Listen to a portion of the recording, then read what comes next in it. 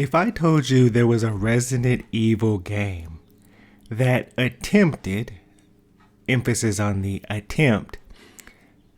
attempted to blend the past and the present, action and survival horror, what game would you think I'm talking about? We know Resident Evil Requiem dropped today for the general public, but I have somewhat of a controversial opinion here.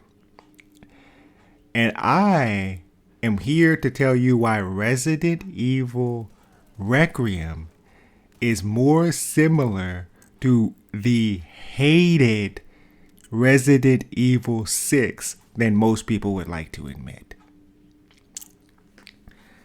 I see a lot of people saying this game somehow is the perfect blend of old school and new school.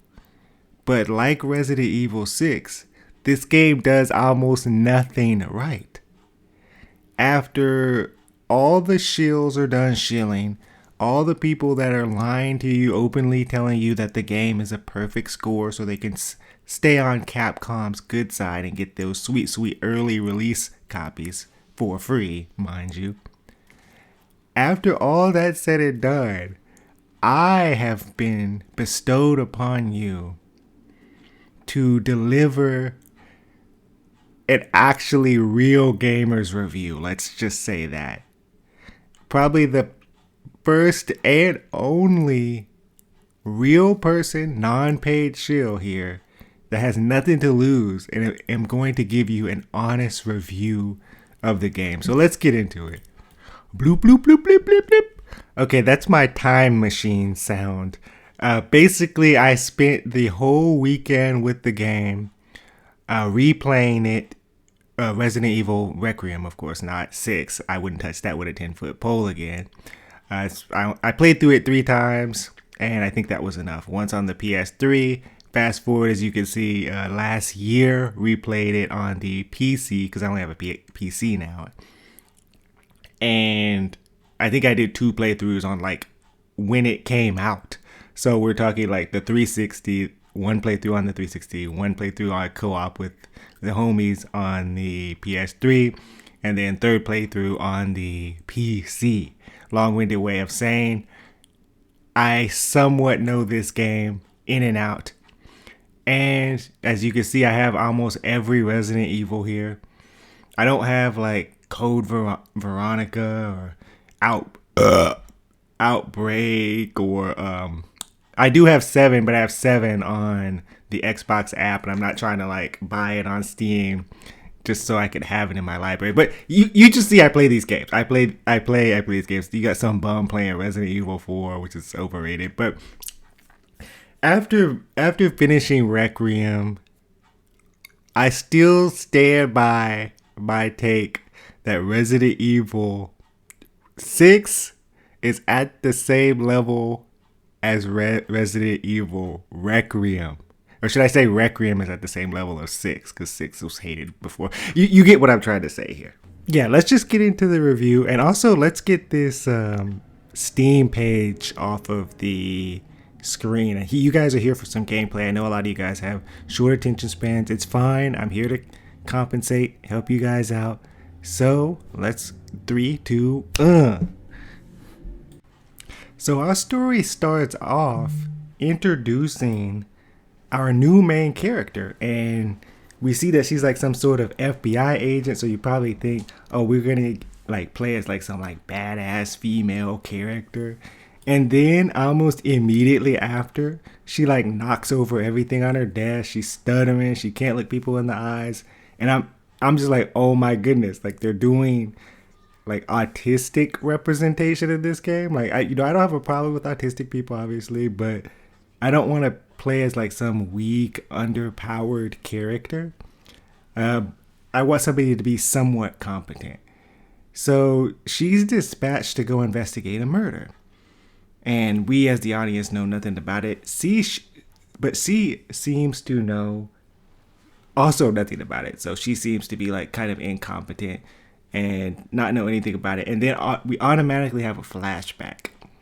And keep in mind that this is not effective at all. Like, honestly, I know we're only like 20 minutes into the game at this point, but I was thinking to myself, they might as well just not have had a story in this game. Like, it, it's just like, okay, you play hide and go seek and you shoot zombies. That's what the whole game devolves to. So if you don't want to watch this review, just know like the game is just hide and go seek, zombies, fetch quest, hide and go seek, zombies, fetch quest, and then the whole second half of the game is like just shoot things, explosions, and over the top action set pieces. So this kind of goes back to what I was saying about the game being like the new Resident Evil 6. So like the too long didn't watch version of this review essentially is the game's like a 6 out of 10.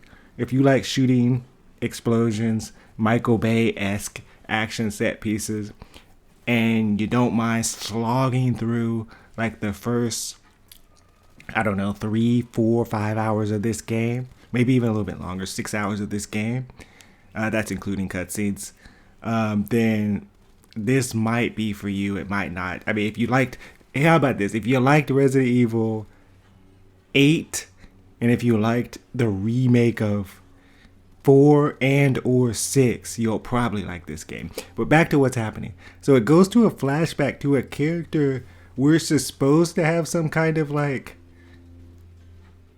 close-knit relationship with, I guess you would say, like emotional attachment to.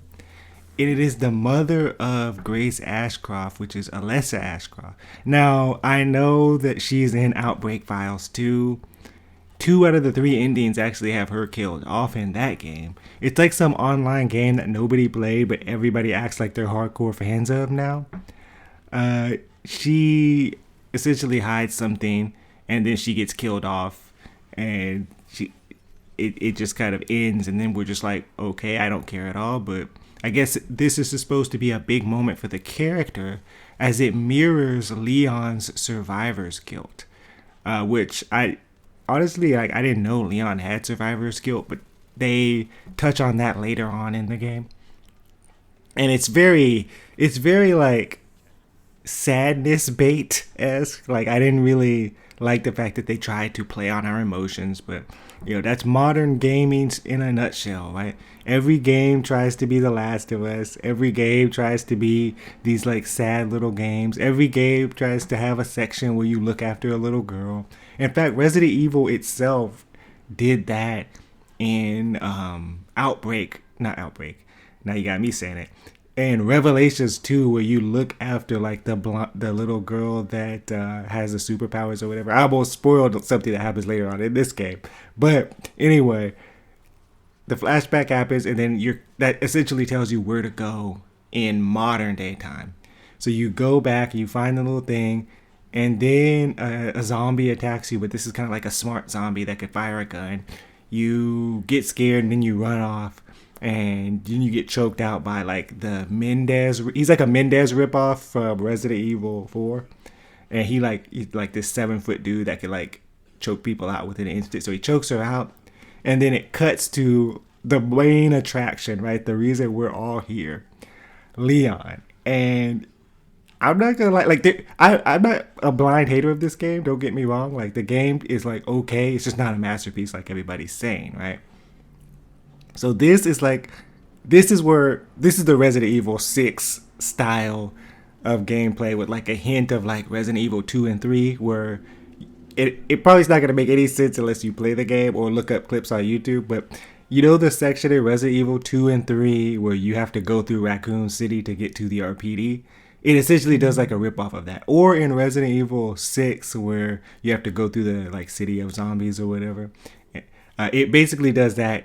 Tells you that's essentially your way of learning the shooting mechanics, learning the controls, and most importantly, getting like this badass gun that can like one-shot anything, and it can just, I think it has infinite penetration.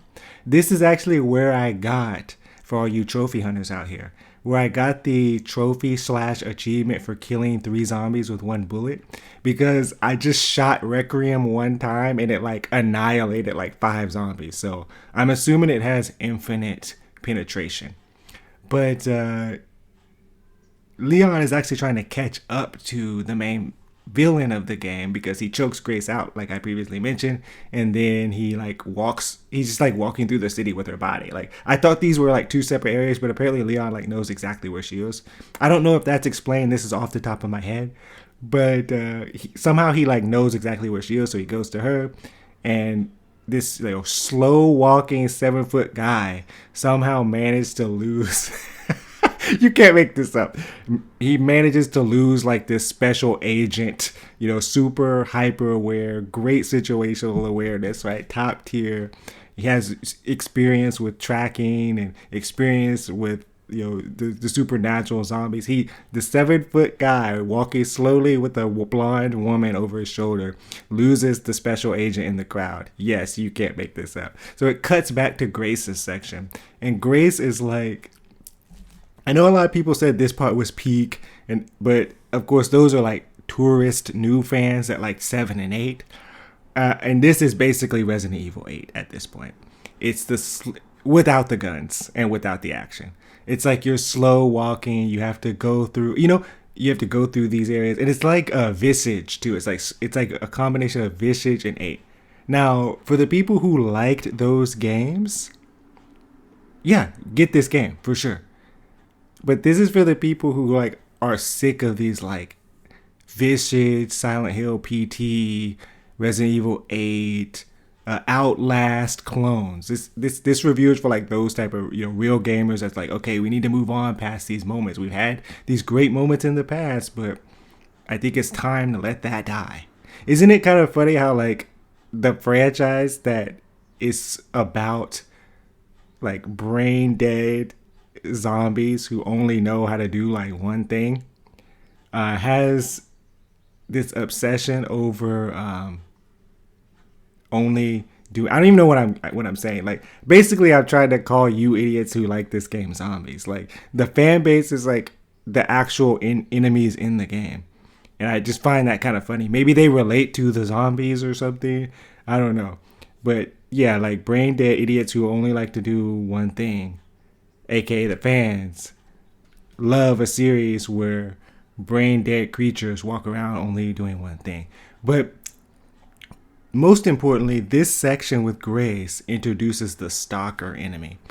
And once you see like this giant thing, and it's almost obvious who this thing is as you go throughout the game, but the game treats it as like some sort of mystery.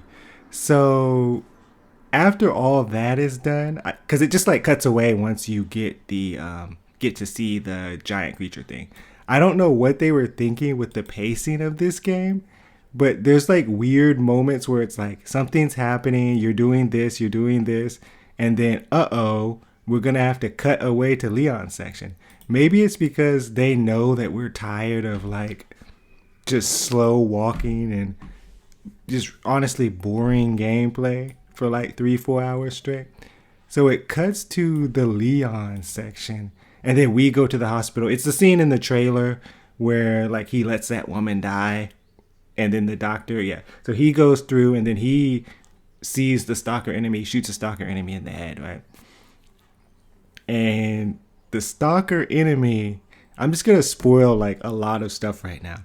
So the stalker enemy is like the sister slash, let's just say sister for now, because there's a bigger spoiler, but the sister to this like, it's like a ripoff of that blind girl from Hunter x Hunter. She apparently is in this game, and you meet her, and then you have to take care of her. I'm going to be all over the place because this is all from memory, but you have to take care of her, and she helps you solve a little puzzle. Like she helps you solve a puzzle, and then she falls in this down underground basement, and we're going to be speedrunning this part. And then you saw that little section, you rescue her, and then you randomly come across like some. Now this is relevant to the story. I'm not just saying this because to be funny. You come across like a random black guy. And him being black is relevant because if a black character is introduced in a horror movie, sadly they're going to be killed in a very brutal fashion. So the black guy tells you, hey, go in this underground lab and get the key to this helicopter. He has a helicopter too, by the way. You get the helicopter key, you put the little girl away, And then, of course, we know nothing goes as planned. Zombies jump on a helicopter, blah, blah, blah. The helicopter goes down. So it's like, oh no, now we have to go back and do more slow BS, right? You do the little slow walking BS, right? And then it cuts back to Leon. Then you're covering Grace because when the helicopter goes down, the zombies, of course, are trying to attack you. Then you make it into this area, which is like a ripoff of the Mendez fight from Resident Evil 4, where you're in like this burning house. And, you can say, oh, it's completely different because, no, it's like a hybrid of that and then a hybrid of the fight when you're in the house with Luis and you have to fend off the zombies. It's basically like, it's like they had zero original ideas, so they just like threw a whole bunch of stuff together and just hoped that we wouldn't notice. So Leon, of course, holds off the zombies until Grace and the little girl could escape. And then the little girl escaped, right? And it's like, this is like the most generic story. Like, nothing's really happening. It's just like slow walking, boring Grace sections. And then you get to kill a lot of zombies because we know that's what you want. So, how do you get to Raccoon City? I don't even remember. Oh, yes, I do. I think Grace, the little girl, this is the spoiler here. The little girl, remember I said the stalker type enemy monster thing is like the sister to the little blind girl? I don't know if I said that or not, but yes, she's so the little girl is like a clone of Grace. And then like for some reason all of the little girls transform into a creature. So the little girl you're taking care of, she's injured in the helicopter crash too, by the way. She ends up like transforming into a monster, and Leon shows up and shoots the little girl, obviously, because it's this giant monster that's trying to murder them. She's begging him not to do it. And then I guess she's just like, at this point, this is like where the game jumps the shark, right? If you're convinced that this storyline is, if you weren't convinced, sorry, that the storyline is trash up until this point, this is like, okay, this is just beyond stupid, right? After he shoots the little girl, who's a giant monster who's trying to kill them, it's kind of like the creature from Resident Evil 2, Birkin or whatever. It's like that style of creature, right? And Grace says, well, I quit. And she throws the gun, the Requiem gun that he gives her, which is great because now you know that we're getting Requiem and we're getting like 90% action from this point on. So she walks away and literally just teams up with like the main villain. I don't know if I mentioned, but there's like a Wesker clone too, by the way. So the Wesker clone is like, all right, I'll take you there. And they go to, and then I think he knocks her out again or something. I don't know what. Somehow they end up in Raccoon City. She like walks away from Leon. This might be out of order, but let's be real here. The story that I'm telling is probably better than like what actually happened in the game. So they go to Raccoon City somehow after she like walks away from Leon because he just saved her life, but she thinks that it's a bad thing that he killed that little girl. But anyway, so I think there's like a tracker on Grace. I don't know how Leon knows that she's in Raccoon City again. I don't know how, like they never explain. If I can't explicitly remember it off the top of my head, it's not explained well. So they're like, okay, well Grace is in Raccoon City, and then he's like, well, I have to go back to Raccoon City too. This is where the game plays on your intelligence yet again with the extreme nostalgia. So the moment they said Raccoon City, I'm like, okay, I know there's going to be references to the older game. A lot of them. So you get to Raccoon City, and the first thing that you come across, I'm not even kidding, is like a giant spider, right? So it's like, okay, they're saying, hey, remember we cut this from the remake of Resident Evil? It's back now. So you fight the giant spider. Cool. And then they're like, oh, well, Raccoon City is barricaded. So you have to get a bomb to blow the gate up. The bomb is like really small. The gate's really small. I don't know why you just don't like climb it, or you just don't use explosives. You have to use like specific explosives to blow the gate. So it's a fetch quest yet again. You go to these different places. It's honestly like, it's filler, honestly. Like, people were complaining about this game being short before, but without the filler, the game realistically would be like 3-4 hours. Like this is like a big section of the game that's completely unnecessary, if you ask me. But it does contain a very fun section where you get to like traverse buildings and there's glass below and you can shoot the glass and the zombies fall through. So that was actually fun. What's not fun is there's also a section where zombies have guns and artillery. So it turns into, like, I'm going to make a lot of comparisons to Resident Evil 6 because I totally think these are fair comparisons to Resident Evil 6 despite what people are saying. We were too hard on Resident Evil 6. Like, and this game proves it, right? The amount of glaze that this game is getting proves that we were way too hard on RE6 because this has RE6 moments, whether you fanboys want to admit it or not. So you're fighting zombies with guns, artillery, you're running through, and you can't really take that many shots. So when you're doing this, it's like, okay, you have to like take cover, like Gears of War style, peek out, shoot these zombies, and then you have to like make your way, taking cover, and taking out the artilleries, right? Once you've done all that, you get the other piece, and then you get a motorcycle. Now, what other RE game can you guys think of where we had a motorcycle chase and on-rail shooting section? RE6 and RE5, right? The things that these people claim to hate now is like the highlight of their life. And the Victor Gideon guy shows up, like, I don't know how he or why he knows that you're here, but he's like, I'm tired of you. And then he shows up on a motorcycle. So we're having like a motorcycle chase where we're chasing behind this dude. He has a rocket launcher for some reason on the motorcycle. And they're shooting back and forth. You can actually shoot the rocket launcher to stun him so he doesn't fire it at you. I think you get like an achievement or something if you do the whole chase without him firing the rocket launcher. You have unlimited ammo at this point, so obviously you should get this achievement because you're just spraying him, right? Well, after that's done, it's you guys like get at a standoff and you ride at each other, right? And the goal, you have to shoot the gas tank of his motorcycle, right?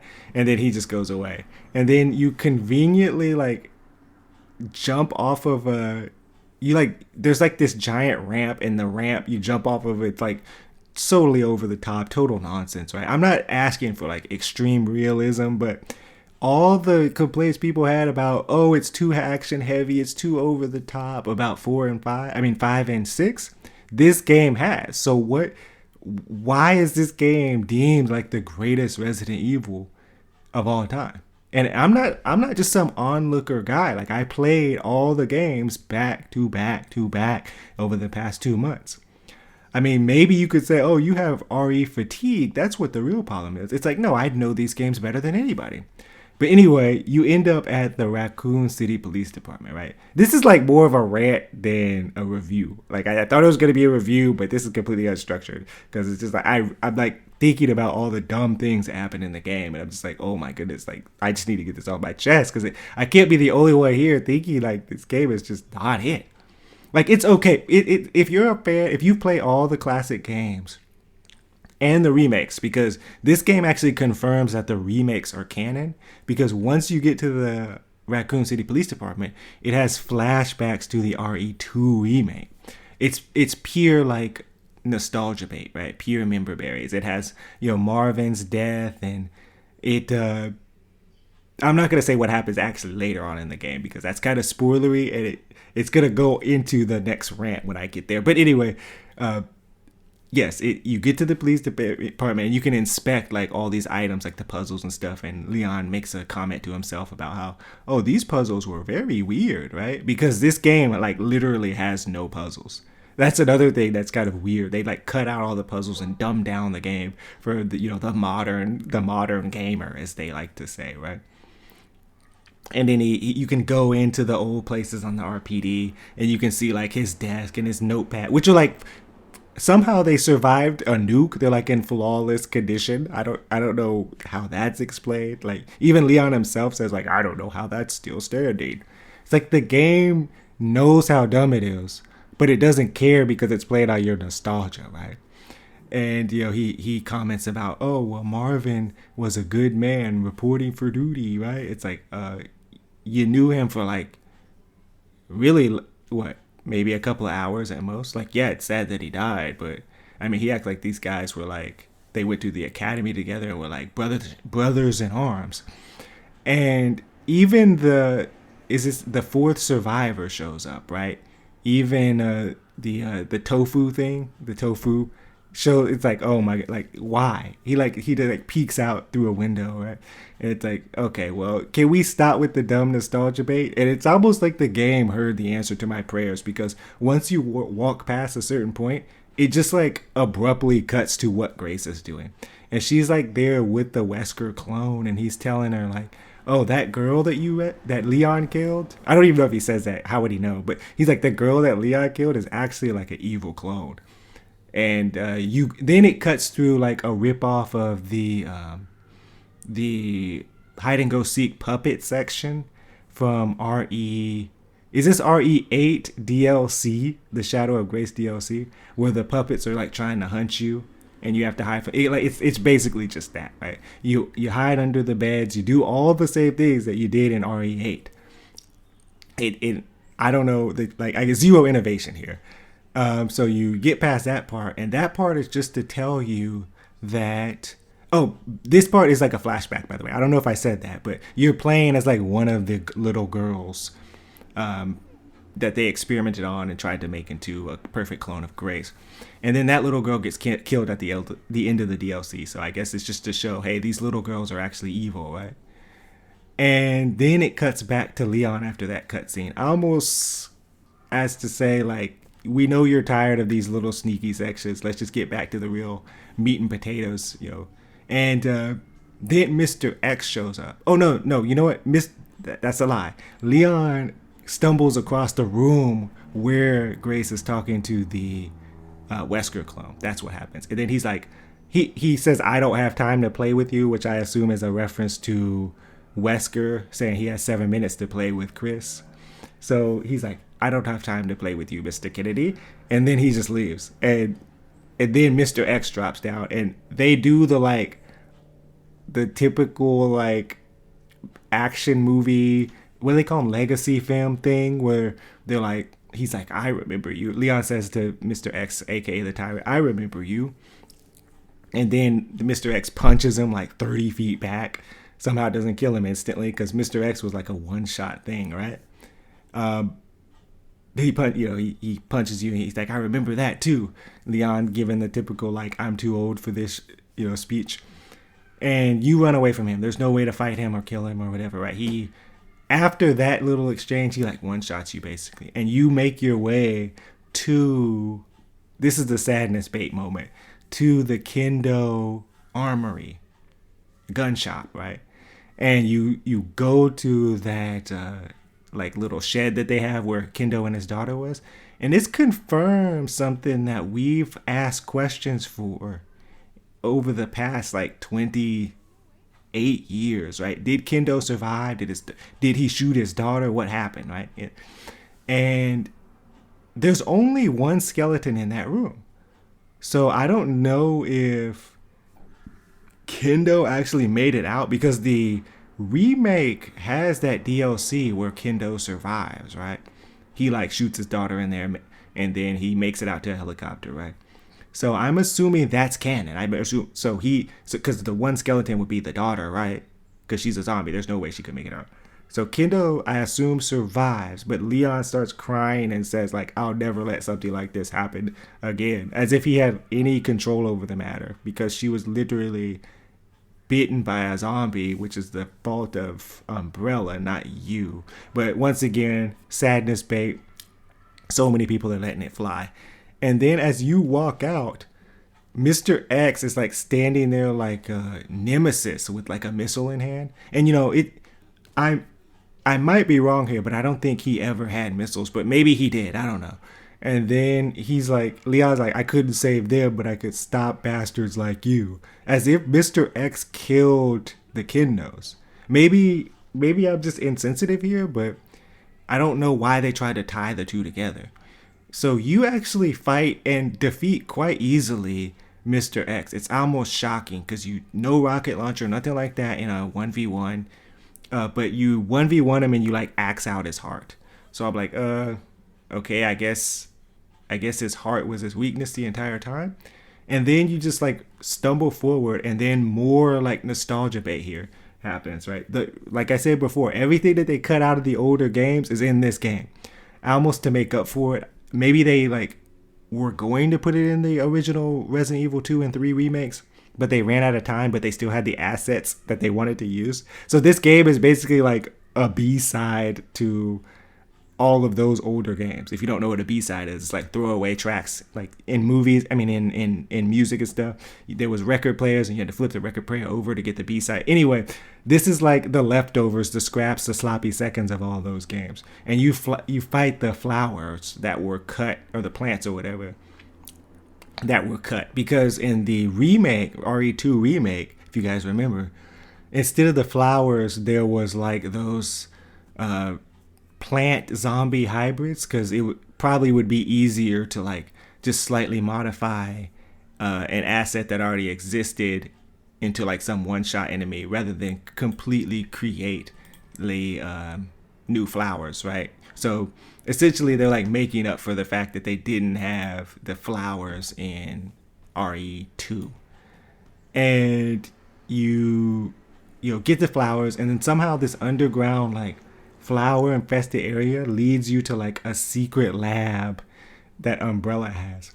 And then the game just like, as if the game didn't jump the shark with the one-on-one fight with Mr. X, or with the motorcycles, or with the spider fight, or with all this crazy like over the top stuff. It turns into like full on John Wick right now.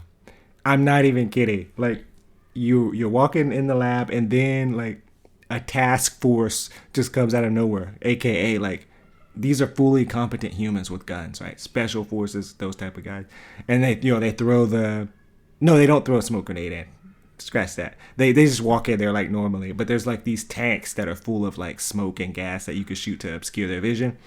And it gets to the point where you're just in a full on gunfight. So you're just like in gunfights for like the next 2-3 rooms.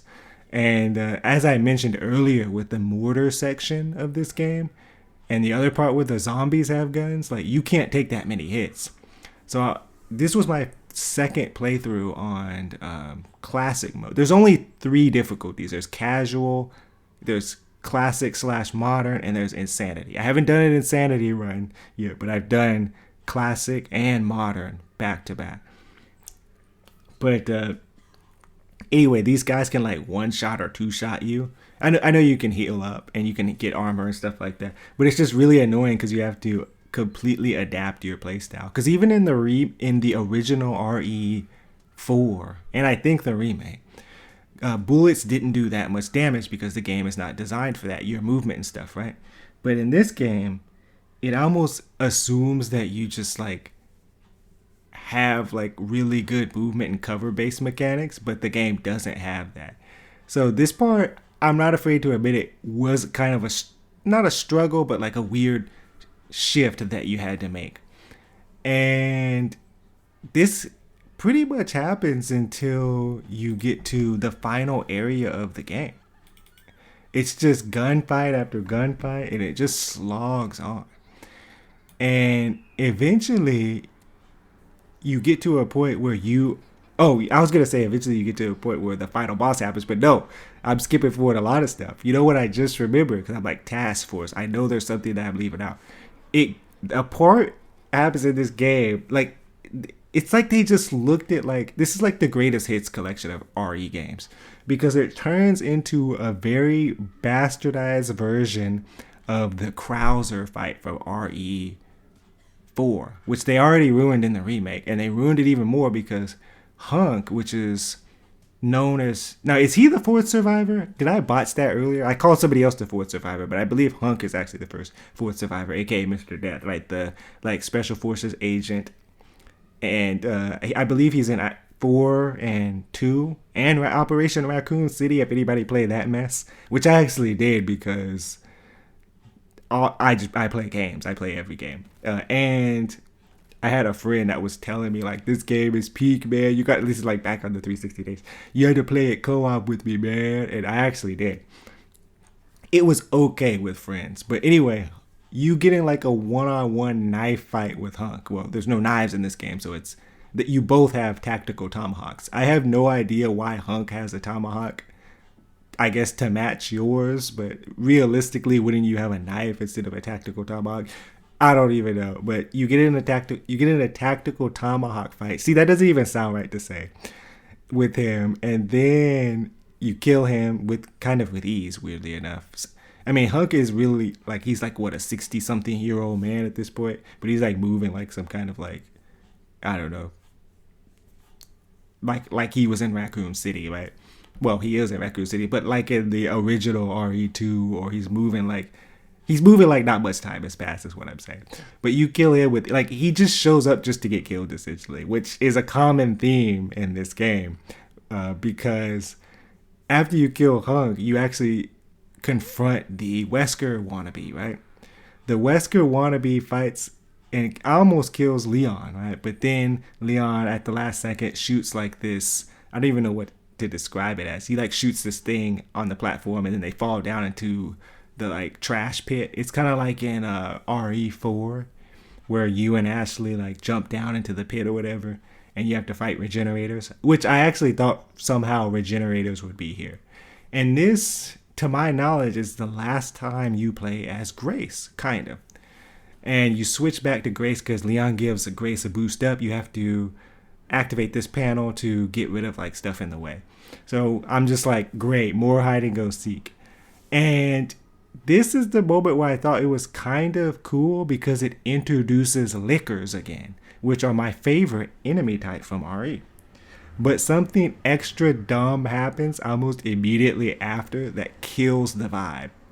When the lickers are walking around, Grace audibly says out loud to the modern gamer, so they can understand. She goes, "Oh my goodness, they can't see." And I'm like, oh, it was kind of cool where you just had to figure it out, like RE2, what are lickers in? 2, 3, and 5? And I believe they're in 6. But it was cool where you had to just figure it out. Like no other character to my knowledge just like outright said it. And long story short, it's more gather this key, do this, right? But this game gives you so many resources. I don't know if I mentioned that, like we're like 30 minutes in this rant and I haven't even mentioned that yet. But the game gives you so much resources and straight up tells you find like notes and stuff. There's like the weakness for the liquors are acid. I'm like, oh, come on, guys. But you get the acid, you get all these resources to craft, and you could just, the acid one-shots liquors too, by the way, which I don't think that was ever a thing. Like, yes, acid was their weakness, we do, but I don't think there was like the acid rounds in the older RE games. I don't think one-shot at liquors. But whatever. And somehow Grace comes across this panel and it has like an input for that stuff that her mother hid at the beginning of the game. You acquire that. Somehow you still have like it's not even like a USB drive. It's like a old school floppy disk, which off the top of my head, I think they only held like 12 megabytes worth of storage. So I don't know how there's like multiple videos on it. But the video basically explains that Grace is like the secret, the hope of the future. And they say the word hope multiple times. And I thought it was kind of jarring because I'm like, why do they keep saying that? They might as well just like look directly at the camera and wink. Well, that's going to come into play later in the game. But you switch back to Leon and he has to fight his way to the final panel, right? And if you guys are like spoiler type guys, you would know that this panel, spoiler alert, is the clip that's been going viral all this weekend and maybe even a little bit before that. It's the clip that shows Leon's death, right? And people are like, oh, he dies in the game. It's like, no, that's just the bad ending. If you guys haven't actually gotten there yet, yeah, that's just a bad ending. So don't worry about that. Not canon. But anyway, you fight your way to that panel, and then it does like the Arthur Morgan thing too while you're over there, where you're trying to make your way there. So it essentially like has your vision go blur and says like a message actually even pops up on the screen that's like Leon has reached his limits, aka uh-oh, he's gonna die. And if that wasn't spoiled for me that there's a good and bad ending, I legitimately would have thought he was going to die. At least half of me would have, because I was like, okay, well, they might kill him off to like favor the woman character, but then at the same time, I'm like, he's like the cash cow of the franchise, so I can't see that happening. So as he falls down and he's about to die, the Arthur Morgan stuff, like he's coughing and all this, it cuts back to Grace, and she's like, "Don't die, Leon." So she goes and lifts him up, takes him to the panel, and then the Wesker wannabe shows up. The Wesker wannabe shows up and is like, "Well, you know the password. What's the password?" Oh no, she comes in there. She's like, "I know the password." I forgot. And then and Leon's like, "No, you have to destroy it, right?" And this is the game. This is the only choice you get in the game that determines your ending. Now, this gave me major Mass Effect 3 flashbacks. If you don't know, that game pretty much was the same thing. You're on this like panel, you have to make a final choice. And in Mass Effect 3, I made the destroy choice. And then Leon was like, "Well, you have to destroy the new virus, right? The Epsis virus or whatever." I almost said the Epstein files. What the hell? But no, you have to destroy the Epsis virus, right? So instinctively, I did that the first time through. And I don't know why we're supposed to release it instead of destroying it, but that was the mindset I was in while I was playing it, of course. So that ending is so bad. It's like basically a glorified game over screen, because when you destroy it, the Wesker wannabe is like, "How dare you destroy it?" And then he just like punches Leon in the chest and then just shoots him in the head with that like 50 caliber gun thing that he carries around. He carries around a 50 cal. I don't know if I mentioned that or not. And then it's like, "Would you like to make the choice again?" I'm like, why give me the choice? If the game's ending is determined by one choice and not any other choices that you made throughout the game, then why even give me the choice? Like, it's almost like, and it's not like a fake out ending where like it goes all the way to the credits and it just makes it seem like a generally bad ending. Bad ending as in like you have to now face the consequences of your actions, and then the game ends or whatever, kind of like Silent Hill does. I mean, that's Silent Hill 2. It's a masterclass on like how to do game endings, because the ending is determined based off of choices you make throughout the game, and that is the ending you have to live with. This game doesn't do that. So the game is basically telling you, "Hey, this is the real ending. Choose the right one." And then you get like another good like 30 minutes worth of gameplay after that. So you release the so-called virus, and then the virus is actually a cure. So I'm like, oh, so last second they like cure Leon, and then the Wesker wannabe like shoots himself up with it, not knowing that it's a cure. So he loses his powers, and then he's killed off by the Victor Gideon dude, which is like apparently a nemesis. Like he's just like a fully conscious nemesis. He doesn't just like walk around screaming stars for the rest of his life. So when I said they pointlessly kill off a lot of characters in this, that is what I'm talking about. The Xeno guy, you don't even fight him one time, and he gets killed off after he unintentionally depowers himself. So you get a fight that's almost a direct ripoff of the RE3 remake Nemesis final fight. Like they literally had zero ideas with this game. Like when I say they use assets and use elements of all the other games, I'm not kidding.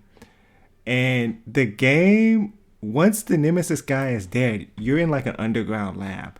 So Leon and Grace just like sit down and everything goes dark and they're like, "There's no way out," which is like a ripoff of Dead Space 2 fake out ending. See, real gamers know like where they pull these things from, the whole fake out deaths. And then at the last second, Chris Redfield's Wolf Squad like drops in. and they're like, "Oh nope, you're good." And I have a message from Chris Redfield too, by the way, which is alluding to Resident Evil 10, right? Team up with Chris and Leon. And there's a little after the credit scene that's kind of cute where it's like, hey, that little girl that you shot up, she survived, and we can get this cure to her too. And so apparently they get the cure to her. She's not blind anymore because apparently blindness is a side effect of the experimentation. Even though we don't know if the cure that that they got in that lab is a cure for her blindness or the experimentation they did on her. Is it like an over? I might have missed that, to be fair. Is it like an overall cure to every virus variant?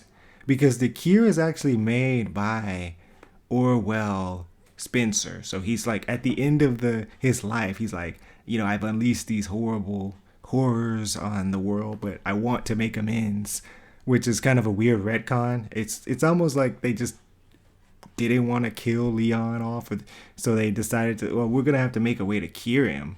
I don't know how this story was written, but at the end of the day, it's like your generic, typical like Resident Evil. So if you don't mind like 4 hours of slow hide and seek and 4 hours of non-stop action with an ending that really doesn't end anything and setting up for future games and being lied to, then this is the perfect game for you. But other than that, Upward Ninja signing out. Hope you enjoyed this kind of off the cuff rant here. And until next time, Upward Ninja signing out.